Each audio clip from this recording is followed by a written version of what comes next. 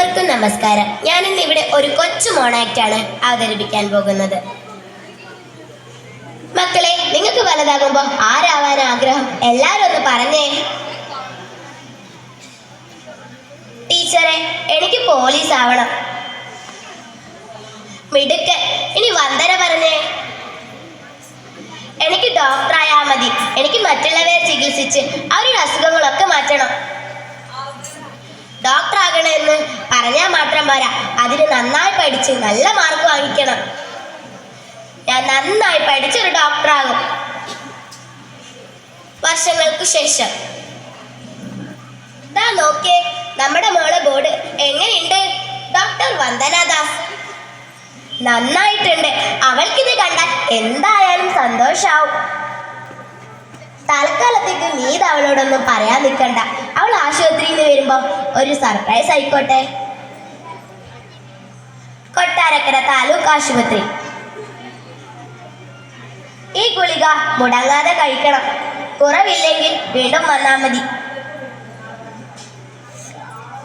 വന്ദന ഡോക്ടറെ, 2 പോലീസുകാരോടൊപ്പം ഒരു പ്രതി വന്നിട്ടുണ്ട്. കാലിലെന്തോ ചെറിയ മുറിവാണ് പോലും. വരാൻ പറ.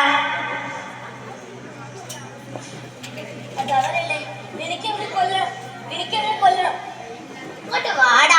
അടങ്ങിയിരുന്നോളാം. ഇത് ആശുപത്രിയാ.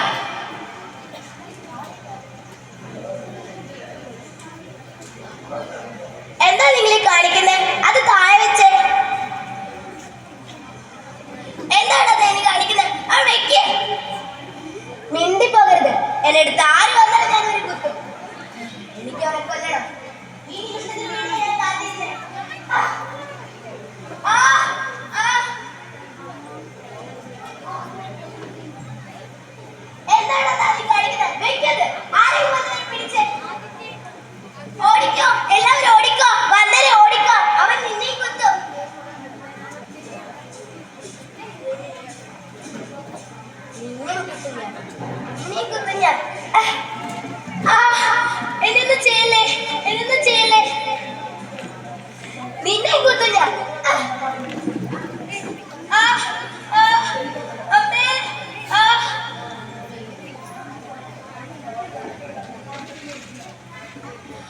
എല്ലാവർക്കും നമസ്കാരം. ഒരു പ്രധാനപ്പെട്ട വാർത്തയാണ് വന്നുകൊണ്ടിരിക്കുന്നത്.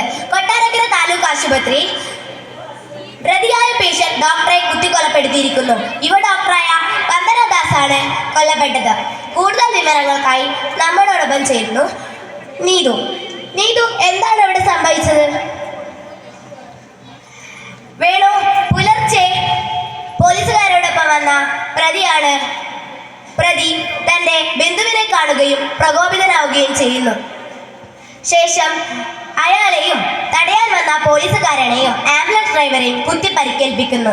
ശേഷം എല്ലാവരും ഓടുന്നതിനിടയിൽ വന്ദന മാത്രം ഒറ്റപ്പെടുകയാണ്. ശേഷം പിറകെ വന്നായിരുന്നു പ്രതി വന്ദനയെ കുത്തിയത്. ആശുപത്രിയിൽ എത്തിച്ചെങ്കിലും രക്ഷപ്പെടുത്താൻ പറ്റിയില്ല. എന്തായി കേൾക്കണേ? ഒരു പേഷ്യന്റ് ഡോക്ടറെ കുത്തിക്കൊലപ്പെടുത്തിയിരിക്കുന്നു പോലും. ഇവിടെ ഡോക്ടർമാർക്ക് പോലും സുരക്ഷയില്ല. ആ കുട്ടിയുടെ കുടുംബത്തിന് പോയി അത്ര തന്നെ. ഹലോ, അതെ, അന്തരിടമ്മയാണ്. അയ്യോ, അവൾക്ക് വീട്ടിൽ നിന്ന് വരുമ്പോൾ ഒന്നും ഉണ്ടായിരുന്നില്ലല്ലോ. പെട്ടെന്ന് ഇതെന്ത് പറ്റി? ശരി ശരി, ഞാൻ ഇപ്പോൾ തന്നെ വരാം.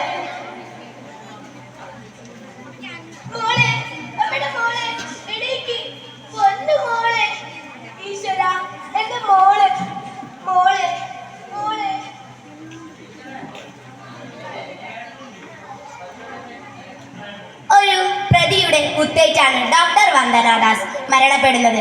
ഇതുപോലെ ദിവസേന എത്ര ഡോക്ടർമാർ ഇതുപോലെയുള്ള ആക്രമണങ്ങൾക്ക് ഇരയാകുന്നു. രാവും പകലുമില്ലാതെ നമ്മൾക്ക് വേണ്ടി സേവനം ചെയ്യുന്ന ഡോക്ടർമാരുടെ സുരക്ഷ ഉറപ്പാക്കേണ്ടത് സർക്കാരിന്റെ കടമയാണ്. നന്ദി, നമസ്കാരം.